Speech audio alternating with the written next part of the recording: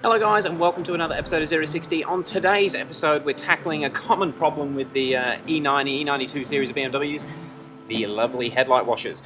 When I actually got this car, this particular washer was actually, it was staying out, so instead of sucking flush into the bumper it would stay out about 10 to 20 mil, which is a bit of a common problem.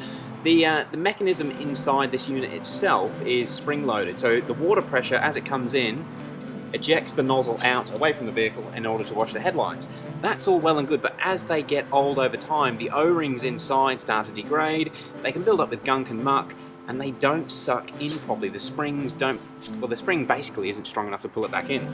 And that's what had started to happen with this one. Now when I got it, I pulled it all apart. There are a few DIYs online on how to do that, which I did, and it cleaned it, and it's probably worked for about 3 months, until 2 weeks ago I noticed it wasn't sitting flush again. Now the reason I get concerned about this, because it is quite common to lose this section. Basically the plastic will go brittle over time and then they fall apart, which is what happens with plastic. So I gently touched it, okay, I pulled on it, and I actually broke my nozzle.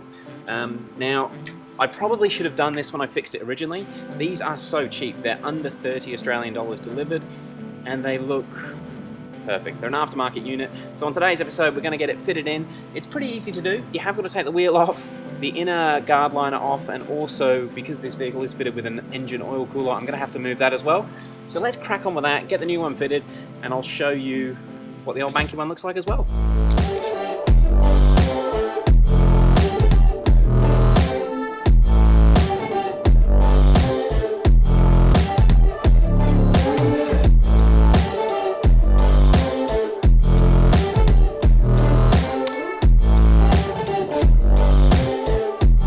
I take the oil cooler off. Now when I did this last time I actually removed this support bar, which you can get to through the engine bay. It's not too bad, it's just 2 bolts, but I have a feeling this time I'm going to attempt to just move this out the way a little bit. So there's 2 nuts that hold the oil cooler onto the soft mounts, and then also the support 10mm bar there. The only thing you have got to watch out for is removing the duct from around the fog light. So if you can get that around the fog light, hopefully it should give me enough movement to move this out the way to get the washer jet out the top there.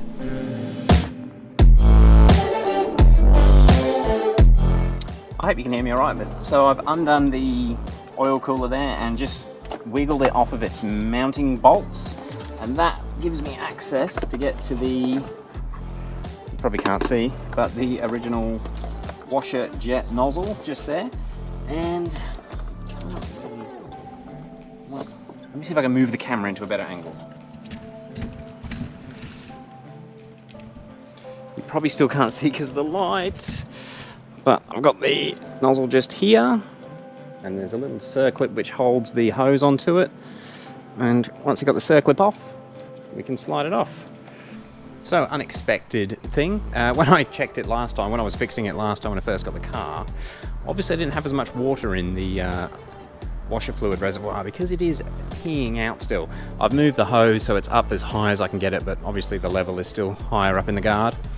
And let's just have a quick look at the original unit. So this is, I'm not sure why it says, I guess it's UK spec, right hand drive maybe, but when I took this unit apart originally, which I might do at the end of the video once I've got the new one in, but I'll show you how they actually work inside. But what's broken this time, there's a little lip that goes across the top which holds the actual washer jet in, and that's what's broken on my original one. So it just obviously got a little bit brittle, and when I tugged on it to try and wedge it back in because it wasn't sucking in properly, I've broken that top little clip over here. So the aftermarket unit looks pretty similar. I did notice that the bottom angle on the hose as it comes out is on a different, actually you can spin it. So yeah, the unit is exactly the same. Cool. Let's get the aftermarket one back in and stop this water leaking out.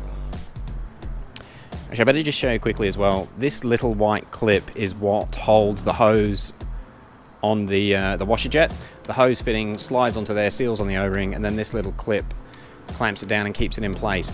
I can't actually get a camera inside behind the oil cooler to show you that, but that is an important part and something that you might not know is there.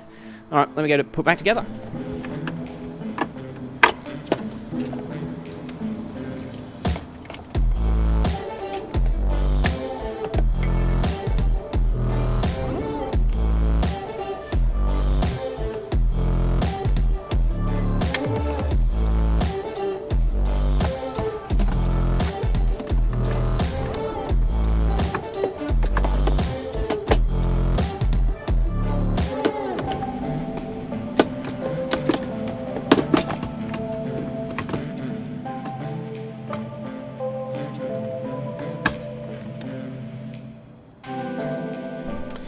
So I thought I'd just try and show it on camera. So the unit is locked in its little housing there, and it's got two locking tabs, one on each side, one there and one there, and you can just see the top of them off to the side. I'll try and highlight that with an arrow in the edit.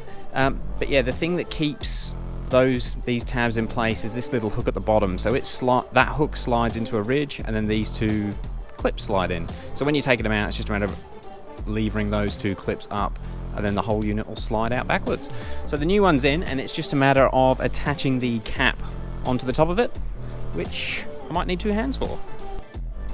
Hopefully this is the best angle for it, but yeah, the cap basically clips onto the top of the jet, and the jet will come through this little hole here. The tricky part of doing this is you've got to basically fight against the spring tension, and you haven't got many good points to hold on to. When I was doing it last time, I did it with some thin nose pliers like that, and then some, oh, see, it's so tight. You don't want to damage it. So just get that on that edge there, and we'll clip it on. That clips on nicely.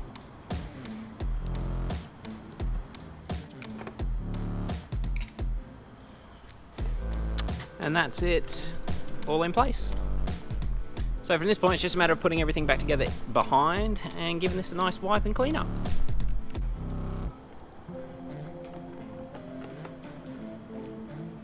So this is the original one. You can see where I actually broke it when I was playing while trying to test it, which is what broke the bridge off, which was holding the nozzle in.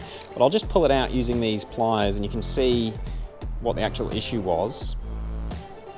So that there should retract all the way in. Oh no, it has now. When I took it out of the car, it was staying out about 10 mil, and you can just feel it's very dirty inside. What I might do, I'll pull this one apart, and then you can see exactly what's going on inside and why I think it's better to replace them instead of trying to fix them. So I've just taken it apart, I guess with the intention of showing you guys how they work. And what they have this large spring inside which sits up in here, like so. So when you actually pump water into the unit, it compresses this spring up like that, which then basically allows the nozzle to poke out of the top. And it's the spring that forces this down back against the water pressure, back down inside. And as these O-rings get gunked up with rubbish and just grime over time, you get too much friction on the inside of the unit, and then it won't suck back in. That's normally the problem with them. And then when they're not retracting properly, that's when something will catch on the covers, and then those springs will come loose that hold the covers on, and it all turns into a bit of a nightmare. So if you do notice that your washers are not retracting properly, get onto it and get it replaced before you actually lose your cover.